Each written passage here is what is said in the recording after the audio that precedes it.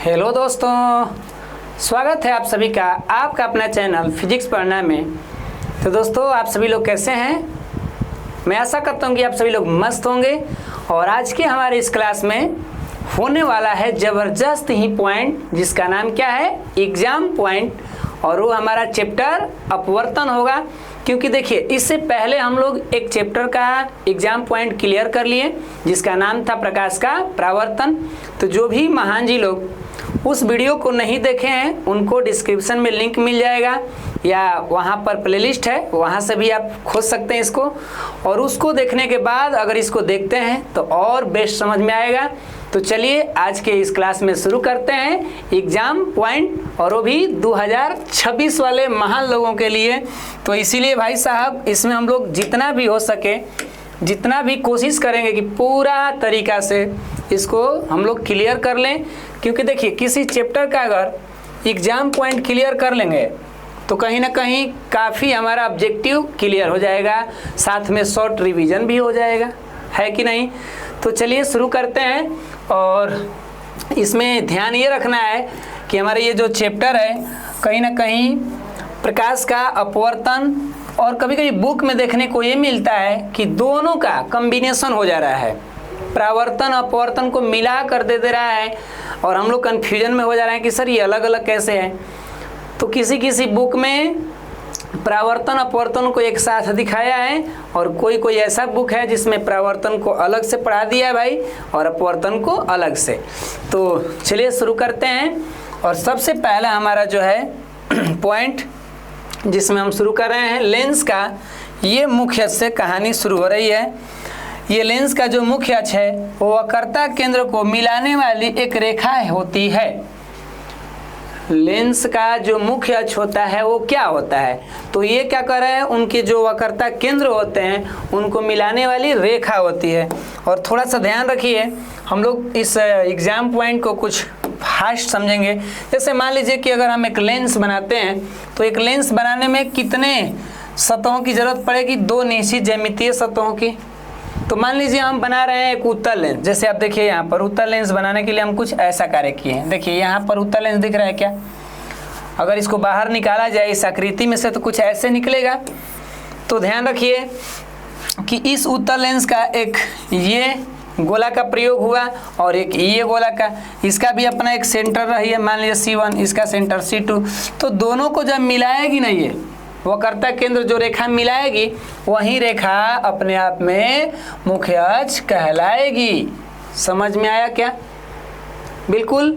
अगर इसको इस तरीका से समझना चाहेंगे हम लोग सिंपल तरीका से, तो देखिए ये वाला हमारा कहानी हो जाएगा। इसका केंद्र कहाँ रहेगा? अगर इसको मान लिया जाए कुछ कहानी तो ऐसे रहेगा, इसको मान लिया जाए कुछ कहानी तो भाई साहब किधर रहेगा? ऐसे रहेगा। तो बिल्कुल क्लियर हो गया। चलिए आगे बढ़ते हैं हम लोग, और अगला हमारा पॉइंट्स देख लिया जाए क्या है। देखिए अगला पॉइंट क्या कह रहा है जी, कि लेंस के प्रकाशीय केंद्र और मुख्य फोकस के बीच की जो दूरी होती है उसे ही हम लोग कहते हैं फोकस दूरी। ये तो हम लोग जानबे करते हैं ना जी। लेंस का जो ये क्या होता है भाई? प्रकाशीय केंद्र। जैसे आप देख लीजिए, ये हमारा लेंस का क्या रहता है? प्रकाशीय केंद्र। और मुख्य फोकस, मान लीजिए इसका मुख्य फोकस यहाँ है, तो इनके और इनके बीच का जो दूरी होता है वही हमारा क्या होता है? फोकस दूरी। क्लियर? बिल्कुल क्लियर ना? एक लेंस का फोकस दूरी क्या होता है? तो प्रकाशीय केंद्र से और मुख्य फोकस के बीच का जो डिस्टेंस बनेगा उसे ही हम बोलते हैं क्या? फोकस दूरी बोलते हैं। जबकि दर्पण में क्या था? तो यहाँ पर ध्रुव हो गया था भाई। दर्पण की कहानी में क्या था? यहाँ पर ध्रुव था ना। तो ध्रुव और इसके फोकस जो हो रहा था उसके बीच की दूरी को क्या कहते थे? फोकस दूरी। तो ध्यान रखना है, वहाँ ध्रुव होगा और यहाँ क्या होगा? प्रकाशीय केंद्र होगा। तो यहाँ तक हमें पॉइंट क्लियर कर लिए। अगला पॉइंट क्या कह रहा है जी, एक लेंस में दो मुख्य फोकस और दो वक्रता त्रिज्या होती है। ऑब्जेक्टिव के लिए ये महत्वपूर्ण पॉइंट होगा। एक लेंस में कितने मुख्य फोकस हो रहे हैं भैया? तो दो गो। और कितने वक्रता त्रिज्या है? तो दो गो। सर कैसे? तो आप देख सकते हैं यहाँ से, इस लेंस के लिए अगर निकाला जाए तो भाई दो गो होंगे, क्योंकि इसका कोई पेंट वाला तो भाग है नहीं, बिल्कुल पेंट वाला भाग है नहीं। और कहानी ये ध्यान रखना है कि इधर से ले लीजिए इसका F1 ले लीजिए, एक इधर से ले लीजिए F2। है ना, कहीं कहीं देखते हैं ना एफ डैश भी देता है। तो ये अपने लेने के ऊपर है, मानने के ऊपर है। कहीं कहीं इसको मेन इसका उत्तल लेंस का फोकस इधर कर देते हैं और कोई इधर ऐसे करता है। तो इस सबको विवाद में नहीं लेकर चलना है। इसके 2 गो फोकस होंगे तो इसकी वक्रता त्रिज्या भी कौ गो होगी, 2 गो, क्योंकि इसके निर्माण में 2 प्रकार के ये ज्यामितीय सतह लगे हुए हैं, दोनों गोलाकार है तो दोनों गोला के केंद्र भी होंगे, दोनों की त्रिज्याएं भी होंगी। क्लियर? तो 2 केंद्र, 2 मुख्य फोकस और क्या, 2 वक्रता त्रिज्या। तो ये तो मस्त है सर, इक्वल कहाँ से हम लोग भुलाएंगे, नहीं ना बोलेंगे, बिल्कुल। अब देखिए ये क्या कह रहा है जी, ये कह रहा है कि उत्तल लेंस की जो फोकस होगी वो वास्तविक होती है। और ध्यान रखिएगा दर्पण में उल्टा हो जाएगा, लेंस में यहाँ पर उल्टा हो जाता है, क्योंकि यहाँ क्या कह रहा है, उत्तल लेंस का फोकस वास्तविक, अगर यहीं पर दर्पण हो जाए तो क्या होगा, कह लिया दर्पण हो जाए तो ये काल्पनिक हो जाएगा। इसीलिए लेंस और दर्पण में चीज़ें थोड़ा सा बदलाव हो जाती है। इसीलिए जो दर्पण में काम करता है ना अवतल, वो यहाँ काम कर दे रहा है उत्तल का, ऐसे लग रहा है, बिल्कुल ना। आप भी अगर आप चित्र बना के जैसे वस्तुओं को भिन्न भिन्न जगह पे रखते थे हम लोग, तो इसका इमेज नहीं बनता था कुछ ऐसे करके, बनता था ना कुछ ऐसे इस तरीक़ा से। तो ध्यान ये रखना है कि जो लेंस का ये क्या होता था भाई, फोकस जो होता है वो वास्तविक होगा, और जबकि अवतल लेंस का जो फोकस होता है वो क्या होता है, काल्पनिक होता है। बिल्कुल, एक होता है रियली, एक होता है वर्चुअल। तो ये ऑब्जेक्टिव में बहुत काम आते हैं पॉइंट्स, इसीलिए हमारा कहानी ही शुरू हो गई है एग्ज़ाम पॉइंट का। हम लोग कोशिश करेंगे कि एग्ज़ाम पॉइंट को इतना बढ़िया से समझ लें कि जब भी ऑब्जेक्टिव सामने आए तो ज़रूर ये मदद करेगा, है कि नहीं, बिल्कुल मदद करेगा। क्या करे जी, लेंस की जो फोकस दूरी है ना उसके व्युत्क्रम को लेंस की क्षमता कहते हैं। लेंस के फोकस दूरी के व्युत्क्रम को क्या कहते हैं भाई, तो उसे कहते हैं पावर, पावर ऑफ लेंस, मतलब लेंस की क्षमता। इसको P से सूचित करते हैं। मतलब अगर इसका फार्मूला निकाला जाए तो P बराबर 1/f, मतलब पापा जी कह रहे हैं कि हम फूफा के व्युत्क्रम होंगे। मतलब लेंस की जो क्षमता होती है वो फोकस के क्या होते हैं, व्युत्क्रम माने उल्टा होती है। ये क्लियर ना, P बराबर 1/f, जहाँ f का मान क्या में रहता है, मीटर में, गुणा में करके हम अगर 100 कर दें तो ये f का वैल्यू क्या में आ जाएगा, सेंटीमीटर में। समझ में आ रही है क्या, बिल्कुल। मैंने यहाँ पर कुछ भी वैल्यू हो सकती है, खिसियाइएगा मत कि सरसों कहाँ की लिख दिए, तो कुछ मान यहाँ पर रख रहे थे हम। तो ये क्लियर हो गया ना, यहाँ तक तो हमें लग रहा है समझ गए होंगे। आगे देखिए क्या कह रहा है, ये भी तो मस्त है ना। उत्तल लेंस की जो क्षमता होगी वो धनात्मक, मतलब उत्तल लेंस में P का मान प्लस आएगा, प्लस VE लेंगे ना, ऐसे थोड़ा इसको ऐसे लिख देते हैं, प्लस VE मतलब क्या, पॉजिटिव। और वहीं अवतल लेंस की बात की जाए तो क्या होगी भाई, माइनस नेगेटिव, मतलब नेगेटिव होगी, ऐसे चिन्ह दिखाया गया है। तो ये ध्यान रखना है ऑब्जेक्टिव में कि जब भी उत्तल की बात कहेगी तो उत्तल अपने आप में यहाँ काम करेगा क्या, प्लस का प्लस पॉइंट बनेगा उत्तल के लिए। अवतल की बात होगी तो भाई क्या कहेगा, हम तो नकारात्मक हैं, हमारा सोच ही नकारात्मक है, हमारी कहानी ही नेगेटिव है। तो भैया रहो तुम उसी तरह रहो कि तुम्हारे बारे में पूछने वाला है क्या जी। सकारात्मक की दुनिया है ना कि नकारात्मक की दुनिया को कोई पूछ रहा है, लोग तबाह हो जाते हैं उस तरह के इंसानों से।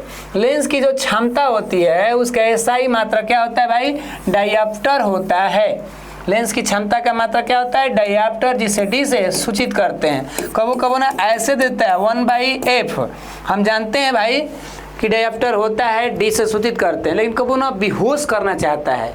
आप लोगों को कबो सोचता है ना कि इसको बेहोश कर दें, लेकिन आप लोग भी हीरो को कोई बेहोश करेगा जी, है ना। तो क्या करते हैं हम लोग, इसका मान जानबे करते हैं कि मीटर में होता है, तो कभी कभी ऐसे दे देता है मीटर के पावर -1। तो ये भी अपने आप में क्या है, लेंस की क्षमता का मात्रक ही है, यानी 1D बराबर कह सकते हैं 1 मीटर इनवर्स, यानी कि ये अपने आप में बराबर वैल्यू होते हैं। तो कभी अगर ऐसा दिखेगा तो कहेंगे अरे तो सर जी बतेबे किए थे, ऐसा दिखे तो कहेंगे इहो बताए थे। एकदम लोट टोट के हंसना शुरू, इक्वल तो हम लोग जानबे करते हैं, है ना। तो वहाँ पर भुलाना नहीं है, तो फिर कहानी हम लोग का ऐसे ही चलती रहेगी। देखिए भाई, गाड़ी अगर चलती है तो नाम ही है उसका, अगर वहीं गाड़ी बिगड़ जाती है तो नाम हो जाता है कबाड़ी। चलता है जिंदगी तो गाड़ी, बिगड़ गया तो कबाड़ी। इसीलिए हम लोग का कहानी चलना चाहिए, नहीं तो फिर हम लोग कबाड़ी हो जाएंगे।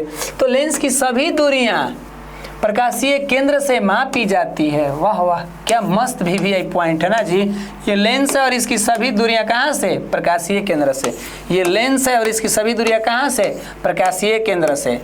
और एक दर्पण में सभी दूरियां कहाँ से सर? तो वही दर्पण की कहानी जो हो रही थी यहाँ पर ध्रुव से। याद आ रहा है ना? भुला नहीं गए? कैसे कैसे लोग रहते हैं आप लोग के अंदर, जानते हैं एक कलाकारी गुण है। और हमसे कोई पूछे कि सर आप विद्यार्थियों का एक कलाकारी गुण बताइए, तो हम बोल देंगे भुलाने का गुण। वो मस्त पढ़ते हैं, भुलाते हैं। उनके जैसा गुण अगर किसी के पास हो जाए तो व्यक्ति का कल्याण भवा नहीं। तो इसीलिए आप लोग के पास वैसा गुण है, आप लोग इस गुण को देखिए कैसे क्या करेंगे। उत्तल लेंस को अभिसारी और अवतल लेंस को अपसारी। हो गया ना उल्टा? दर्पण वाला कहानी लेंस की कहानी में पलट गया ना।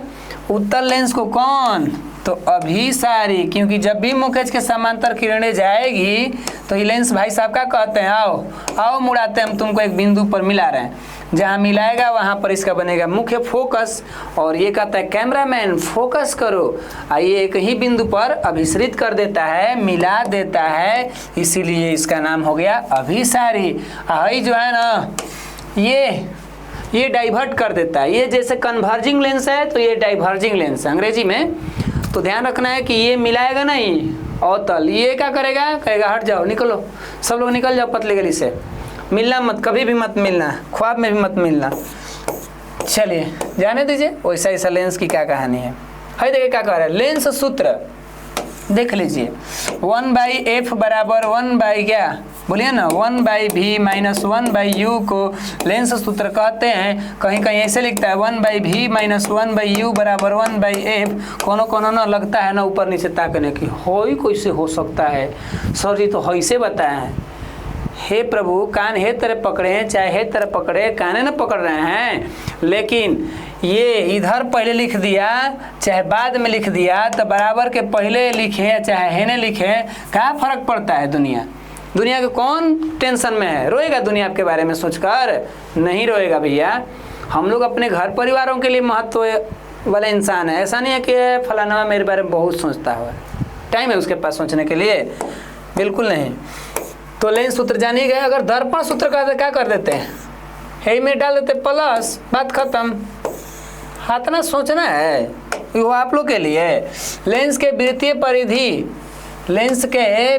परिधि के व्यास को लेंस की द्वारक कहते हैं। सरिकुल क्या कहवा रहे हैं आप?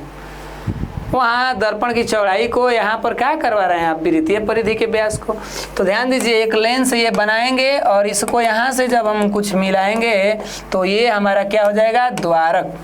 क्या हो जाएगा? द्वारक। जैसे घर में जाते हैं तो एगो दरवाजा आता है, कहते हैं दरवाजा open the door, talk to me, दरवाजा खोलो और मुझसे बात करो। तो भैया उसी तरह से वृत्तीय परिधि, मतलब इसकी परिधि का कहानी हो रही है। ध्यान रखिएगा, अगर हम इस तरीका से मिला रहे हैं और दो भाई साहब को मिला रहे हैं तो यहाँ से लेके यहाँ तक, देख रहे हैं ना, ही समझ रहे हैं ना, बातें क्लियर हुई ना। यहाँ से लेके यहाँ तक एक वृत्त की परिधि की बात हो रही है। तो भाई परिधि कहाँ से होता है? अगर हम बात करें ऐसे तो ध्यान रखिए, ये देखिए, ये यहाँ से लेके यहाँ तक की जो दूरी होती है वही तो व्यास होती है, और इसका दो हिस्सा करते हैं तो क्या निकलता है? त्रिज्या निकलता है ना। तो इस तरीका से कंडीशन यहाँ पर बन रही है और इसे ध्यानपूर्वक समझ लीजिए।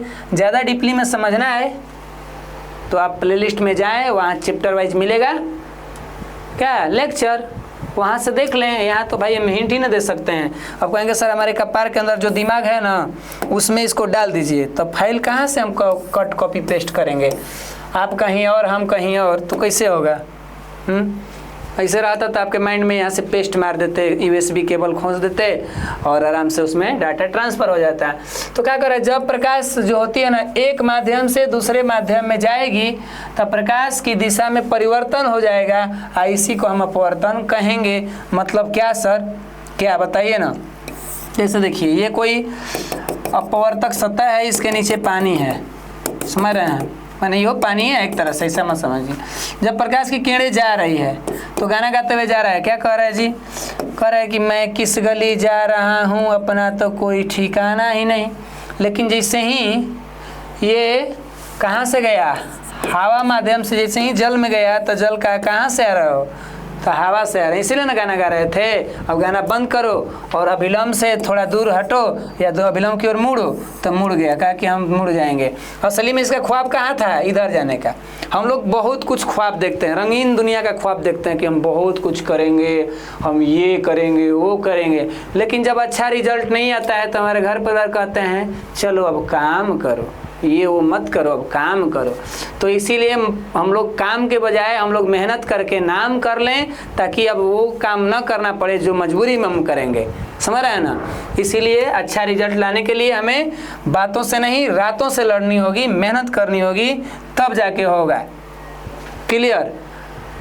ऐसे में बहुत से लोग मेरी बातों को बहुत से लोग मजाक भी कर सकते हैं, लेकिन हाँ मेरे समझाने का बताने का स्टाइल हो सकता है ये बाबूराव का या कुमार सोनू का स्टाइल, लेकिन हाँ मेरी बातें कुछ ना कुछ बिल्कुल लगता है कि नहीं ये स्वाभाविक है, अगर गहराई से सोचेंगे तो। हाँ बताने का तरीका हो सकता है कि हम तनी कुछ अलग मूड में बता रहे होंगे, ठीक है ना। है क्या कह रहा है जी, ये कुल हतना बढ़िया बात कहाँ से कहेगा।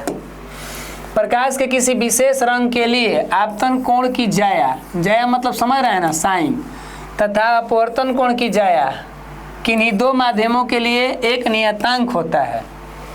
मतलब कह रहा है कि आपतन कोण की जाया यानी कि साइन आई, और कह रहा है कि अपवर्तन कोण की जाया का अनुपात, अनुपात माने बटा साइन आर, एक क्या होता है नियतांक, जिसे म्यू नियतांक कहेंगे। और इसी म्यू नियतांक का कहानी आगे चलता है तो बनता है क्या, क्या बनता है देख लीजिए, ये बनता है, देखिए ना, हाई बनता है, हाई बनता है, बन गया ना, एक तीर से दो शिकार हो गया ना। प्रकाश के अपवर्तन के जो खोजकर्ता थे, यानी अपवर्तन पर ज़्यादा मेहनत करने वाले, ज़्यादा कुछ अपना विचार देने वाले हसनैल भैया, उन्होंने एक ऐसा कहानी खोजा, मतलब क्या, तो साइन आई बटा में, बोलिए ना, साइन आर बराबर म्यू, और इसे ही हम हसनैल का नियम भी कहते हैं, इसे ही अपवर्तनांक के नाम से भी जानते हैं, क्योंकि ये जो म्यू है ना, ये अपवर्तनांक भी अपने आप में। तो एक तरीका से कई वो यहाँ पर कहानी हो गई, हसनैल का नियमों हो गया, प्रकाश के अपवर्तन का दूसरा नियम भी ये है, और यहाँ से अपवर्तनांक की भी कहानी, तीन पॉइंट यहाँ से हमें निकल के आ गया। ध्यान रखिएगा, ऐसा कहानी में कभी कभी मिलते हैं भैया कि तीन को बात आ जाए आपके सामने। ये क्या कह रहा है जी, दो निशी ज्यामितीय सतहों से घिरा पारदर्शी माध्यम लेंस कहलाता है। ये सर कौन इसी ज्यामिति है, दो गो, और ये पारदर्शी होना चाहिए। लेंस कैसा होता है भाई, पारदर्शी होता है। कौ ज्यामितीय सतह लगेंगे, दो गो, वो भी निश्चित किया निश्चित सर, तो इसमें निश्चित होना चाहिए। मतलब जो लेंस बनता है, जैसे आप लेते हैं ये वाला लेंस, तो इसमें कौ ज्यामितीय सतह लगा, एगो हेने से ज्यामितीय सतह, माने वृत्त का एगो ज्यामिति हो गया, पढ़े ना जियोमेट्री, एगो ऐसे देखिए। तो दोनों को एक निश्चित रूप में अच्छा खासा बैलेंस बना के जोड़ा गया है, ना तो कहानी खत्म हो जाता है लेंस का। लेंस होता क्या है, पारदर्शी। लेंस ले परावर्तन की अपवर्तन भैया, तो बोलिए लेंस अपवर्तन सिद्धांत पे काम करता है। क्लियर। लेंस एक ऐसा पारदर्शी टुकड़ा है पदार्थ का या कांच का, क्योंकि कांच का ज़्यादा बनता है ना, और लेंस महंगा भी होता है भाई दर्पण से। जिसका लेंस कैमरा का जितना मस्त फोटो उनका बढ़िया खिंचाएगा, है ना, बिल्कुल। अब देखिए यहाँ पर कहानी, ये देखिए तो बढ़िया नहीं है जी, ऐसा कुल ठीक नहीं लग रहा आप लोग को, देख लीजिए। कह रहे कि गोलीय लेंस दो प्रकार के होते हैं। अभी गोलीय लेंस ही तो बना रहे थे, गोला को जब जोड़ दिए थे तो उत्तल बना, दूर दूर पे रख देंगे तो देख लीजिए, अगर ऐसा गोला यहाँ एगो गोला यहाँ, अगर इनको जोड़ दें और बाकी सेम है कुल काट दें, तो आप देख रहे हैं ना क्या बन रहा है, देख के सोचिए ना आप सोच के बारे ये देखिए ना क्या बन गया, देख लीजिए यही बन गया ना। तो ये हो गया क्या अपने आप में अवतल लेंस हो गया।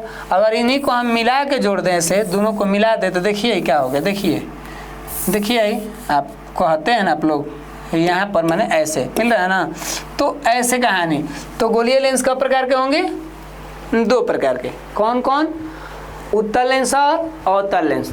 उत्तल लेंस का अन्य नाम बोलिए, अभी पढ़ा है ना, अभिसारी। और अवतल लेंस का अन्य नाम अपसारी। ये ध्यान रखिएगा, काम आता है ऑब्जेक्टिव में। इधर कहानी बढ़ती है अब हमारी आगे की तरफ। हाँ देखिए, ये क्वेश्चन क्या कह रहा है जी, अपवर्तनांक का जो सूत्र होता है n बराबर c/v।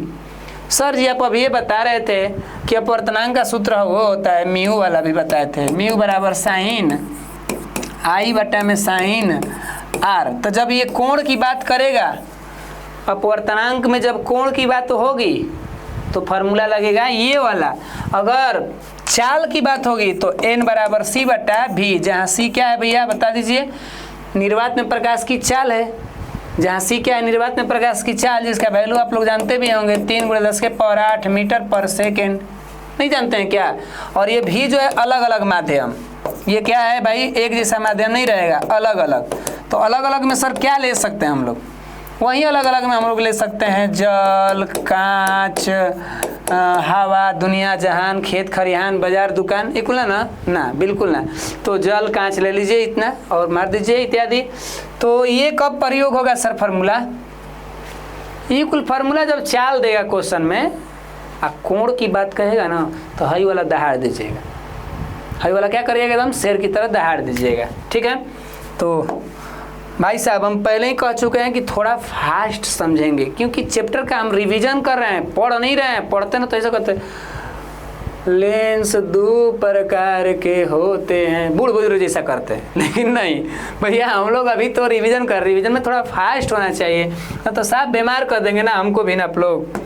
हम नहीं जानते हैं कि ऐसा ऐसा बीमारों के साथ हमारा भाई कहीं ना कहीं दोस्ती होगा, ऐसा नहीं चाहिए हमको। अपवर्तनांक का कोई मात्रक नहीं, क्या हो गया ये अपवर्तनांक, बीमार क्या हो गया? कह मेरा मात्रक है नहीं है, हैं इक्वल क्या कर रहा है जी अपवर्तनांक? n बराबर c/v, c प्रकाश की चाल है, ये भी किसी माध्यम में प्रकाश की चाल है, तब तो ये दोनों एक जैसी राशि हो गई ना। तो समान राशियों के अनुपात जब भी रहेंगे ना कोई भी व्यक्ति, तो उनका मात्रक नहीं आएगा। अगर मान लीजिए हम ले लेते हैं दूरी, हम ले लिए दूरी, दूरी बराबर क्या है भैया? अरे बोलिए ना, दूरी बराबर क्या है? चाल गुणे समय। अरे रुक जाइए, बढ़िया से निकालते हैं, ऐसे निकालते हैं, चाल बराबर निकालते हैं ना, बट्टा वाला है ना, इसीलिए चाल बराबर क्या? दूरी बट्टा में समय। क्लियर? तो दूरी का मात्रक क्या होता है भाई? मीटर। चाल का मात्रक, समय का मात्रक क्या होता है? सेकेंड, यानी मीटर बट्टा में सेकेंड, या इसे मीटर प्रति सेकेंड कहेंगे। तो भाई साहब ऊपर अलग राशि, नीचे अलग राशि, तब न मात्रक आया। हेजी क्या कर रहा है? ऊपरो चाल नीचे हूँ चाल, हो गया क्या हाल? ये तो मात्रक हो गया बेहाल, इसका नहीं आया ना कोई मात्रक। चलिए, तो इस तरीक़े से हमें समझदारी भरी बात कितना अच्छी लगी ना जी। देखिए ये क्या कह रहा है, कह रहा है कि कैमरा और सूक्ष्मदर्शी में उत्तल लेंस लगेंगे। हमारे यहाँ के अंदर कौन सा लेंस होते हैं? उत्तल लेंस। कैमरा में कौन सा लेंस होते हैं? उत्तल लेंस। सूक्ष्मदर्शी, दूरदर्शी, ये सब क्या हैं? उत्तल लेंस के द्वारा। अवतल लेंस गाना गाता है, वो कहता है मेरा कहानी है नहीं पता है क्या। ये क्या कह रहा है जी, लेंस में आवर्धन का सूत्र m बराबर h2 बट्टा में h1, प्रतिबिंब की ऊंचाई बट्टा में वस्तु की ऊंचाई। किसकी ऊंचाई भाई? प्रतिबिंब, प्रतिबिंब की ऊंचाई है ना, और ये क्या है? वस्तु की ऊंचाई। आप लोग समझ रहे होंगे, ये थोड़ा हम कर रहे हैं वही पुरानी कहानी। कभी कभी ऊंचाई के रूप में ना देके दूरी के रूप में देता है। किसके रूप में? दूरी के रूप में। तो भाई प्रतिबिंब की दूरी क्या ले लेंगे हम? भी। वस्तु की दूरी क्या लेंगे? u। v बराबर करें m बराबर v बट्टा u। लेंस में चिन्ह इसका प्लस हो जाता है, ध्यान रखिएगा। अगर दर्पण रहता तो ये क्या रहता है? माइनस v बट्टा u। तो ये कुल ऑब्जेक्टिव में बड़ा ख्याल रखना होगा कि अगर लेंस आया तो आपको फायदा होगा, आपको देखने में आँख के लिए फायदेमंद। दर्पण आया तो घाटा कर देगा आवर्धन के लिए। तो इस तरीके से हमें लग रहा है कि यहाँ तक आप क्लियर समझ गए होंगे बिल्कुल। और ये देखिए क्या कह रहा है, ये क्या कह रहा है जी, हवा का अपवर्तनांक लगभग 1 होता है। हवा का अपवर्तनांक लगभग क्या होता है? 1 होता है, जो कि सभी माध्यमों में ये देखा जाए तो कम इसको लिया जाता है ना। सभी माध्यमों की अपेक्षा किसका अपवर्तनांक कम होता है भाई? तो हम लोग मान लेते हैं हवा का और ध्यान रखना है वायु हवा ये कुछ भी कह सकता है, तो इसका अपवर्तनांक क्या होता है 1 होता है। और इसके बाद आदमी ज़्यादातर ध्यान देते हैं किस पर बताइए, हीरा पर। हीरा का भी जान लेंगे हम लोग। ये प्रकाश के क्या कह रहे हैं, प्रकाश के अपवर्तन के कारण ही तो पानी में रखा सिक्का हल्का ऊपर उठा प्रतीत होता है। बिल्कुल, तो हम लोग पढ़े थे ना जी कि कोई गिलास था वो में कोई पेंसिल आदमी रख देता था तो मुड़ा हुआ दिखता था। अब तो कह दिया कि एगो ले लीजिए, एगो इधर ये पकड़िए गिलास और ये रख दीजिए एगो सिक्का ऐसे, ठीक है ना। एगो एने से कहिए कि ताको भैया ताको, आँख वाले भैया ताको, और ये आँख वाले भैया क्या करेंगे ताकेंगे इसे। जब ताकेंगे ना तो असली में सिक्का तो है ए पॉइंट पे, लेकिन इनको कहाँ दिखेगा लगभग बी पॉइंट पर। मतलब कि आँखों का भ्रम हो जाएगा, किसके वजह से, अपवर्तन के वजह से। असली स्थिति है ए पर लेकिन दिख रहा है बी पर। इसे ही कहते हैं कि पानी में रखा हुआ जो सिक्का होगा हल्का ऊपर दिखेगा, किस घटना के कारण, अपवर्तन के कारण। क्लियर ना, याद रखना ये बात को। आगे बढ़ते हैं। अगर देखिए जिसके बारे में हम लोग गीत गा रहे थे ना कि हीरा का अपवर्तनांक कितना होता है 2.42, जो लगभग सभी पदार्थों के अपेक्षा क्या होता है अधिक होता है। सभी पदार्थों के अपेक्षा क्या होता है भाई अधिक। कांच का पूछ देगा तो लगभग क्या ले लीजिए 1.5 ले लीजिए। कांच में भी 2 तरह के होते हैं, फ्लिंट कांच, क्राउन कांच। ये कुल का सर पागल करेंगे क्या आप, ये पागल बनाएगा क्या हम लोगों को ना। तो याद रखना है ऐसे 1.5, कहीं कहीं 1.6 मिल जाए तो मार झाड़ा करने की जरूरत नहीं है। तो इस तरीक़े से हमें लग रहा है कि आप समझ चुके हैं और हमारा क्वेश्चन भी लगभग कहानी क्या होने वाली है, समाप्त होने वाली है और हो भी गया। तो ये क्या होगा द एंड, इक्वल का एंड का मतलब का। और भी तो बन सकता है टॉपिक, और भी तो एग्जाम पॉइंट हो सकते हैं। तो हमें उम्मीद है कि आपको ये आज के क्लास का एग्जाम पॉइंट काफ़ी अच्छा से समझ में आया होगा। और भी इसमें एग्जाम पॉइंट हो सकते हैं, जितना हमारा मेहनत हुआ उतना हमने इसमें ऐड किया। तो मिलेंगे आप सभी से अगले चैप्टर का एग्जाम पॉइंट के साथ। तो आप सभी लोग मस्त रहिए, स्वस्थ रहिए। जय हिंद, जय भारत।